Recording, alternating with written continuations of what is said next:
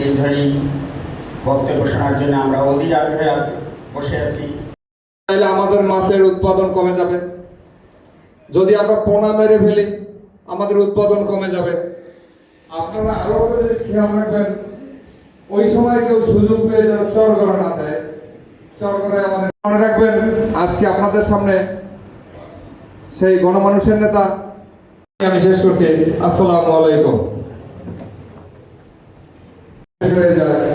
চরের থেকে পরবর্তী মাছের গন্ধ আসে কিন্তু মাছ পায় না, কারণ এটা পপ হিসাবে চরের মাছ। রফিকুল ইসলাম জামান মহোদয়।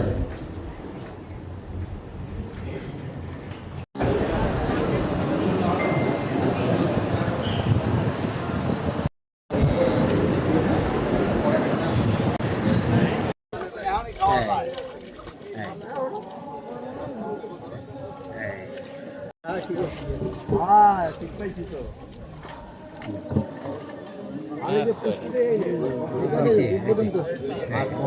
আবার উঠাই দেবে, এই আবার উঠাই দেবে তো।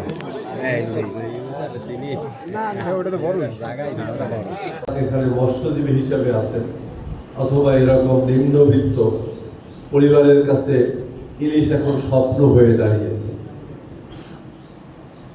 যে কারণে সরকার বারবার চায় যে ইলিশের প্রজননের জন্য, আপনারা জানেন সমুদ্র থেকে যখন ইলিশ ডিম ছাড়ার সময় হয় তখন আমাদের এই মিঠা পানিতে চলে আসে।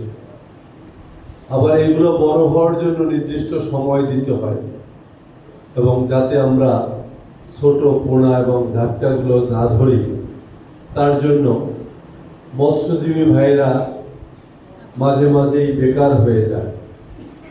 যারা সত্যিকারে মৎস্যজীবী, যারা মাছ ধরেন, যারা মৎস্য খামার করেন, যারা মাছ বিক্রি করেন, আমরা সবাইকে এই তিন শ্রেণীকেই মৎস্যজীবী বলতে পারি।